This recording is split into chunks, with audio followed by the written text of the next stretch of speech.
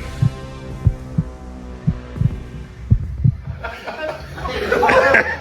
That was way better than I could have expected.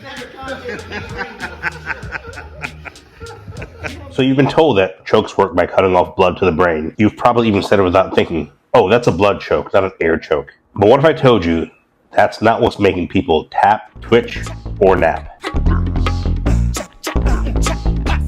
Because it turns out your body has a built-in panic response button right in your neck.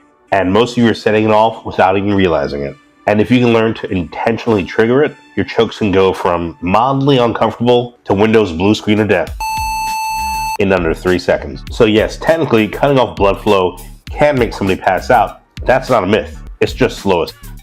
If that's the only thing that was happening, it would take between 8 to 15 seconds for most people to go out. That's longer than most people spend setting up their Spotify playlist before they roll.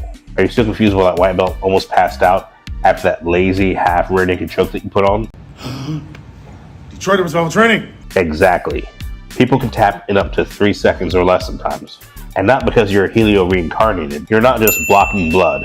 You're triggering a reflex that shuts their brain off like a cheap motel light switch. So inside your neck, right around the carotid artery, live these twitchy little drama queens called baroreceptors. Their job is to regulate blood pressure and make sure you don't die every time you sneeze too hard or try to ego lift on your deadlift. There you go. Go Matt, go Matt, there you go. But these things are sensitive. It's like that friend that thinks every group chat message is about them.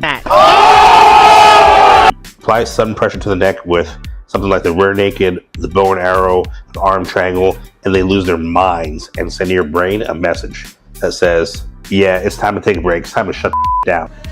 This came in this Your heart rate crashes, your blood vessels open up, and your consciousness exits the building like someone just pulled a fire alarm. All the meanwhile, your training partner's still trying to figure out where to put their second hook in. That's what you call the barrel reflex. And it's not about blood flow, it's about your brain having a full-blown meltdown. It's a neural reflex, not simply a plumbing issue. That means your body chooses to pass out, which sounds dramatic, but survival instincts don't care about your tap-out etiquette. This is why even sloppy chokes can work at times. You didn't finish the squeeze, you just slapped the panic button like someone trying to shut off their smoke alarm at 3 a.m. Think of it like a car alarm. You don't have to steal the car, just bump the sensor and it freaks out.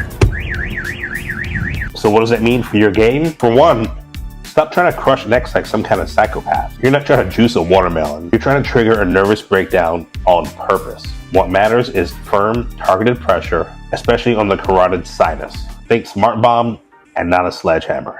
Next is ditch the air chokes unless you're feeling petty. Air chokes go for the trachea. They suck. They hurt. And unless your opponent's into pain or they owe you money, it may not be the fastest route to get the tap. Air chokes are like the gas station sushi of submissions. They're available, but they're risky, and I recommend you use caution. And for the third tip, understand that speed and pressure equals a systems crash. Fast and tight compression wins. It's that sudden snap of pressure which sets off the baroreceptors most efficiently. It's like pushing a bad Windows update on the nervous system. It crashes before they know what hit them. But you know what?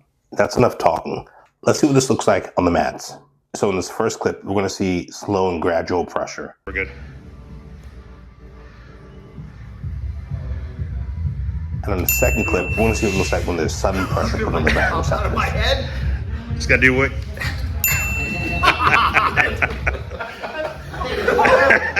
That was way better than I could have expected.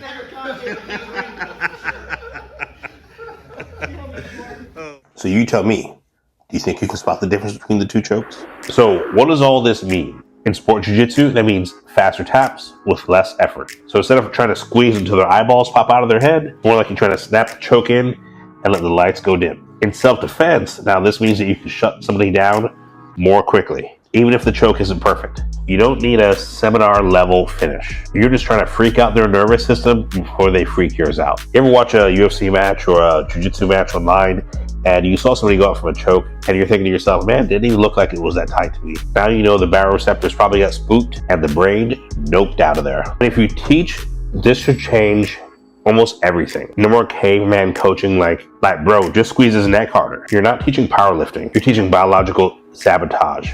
with wrist control. So now you know, chokes aren't just about cutting off the blood flow. They're about hacking somebody's nervous system like a biological DDoS attack. If this blew your mind even a little bit, share it with a few gym buddies. The one who thinks pressure means yelling while squeezing. And subscribe if you want more science meets violence breakdowns like this. Now go push somebody's buttons. Literally.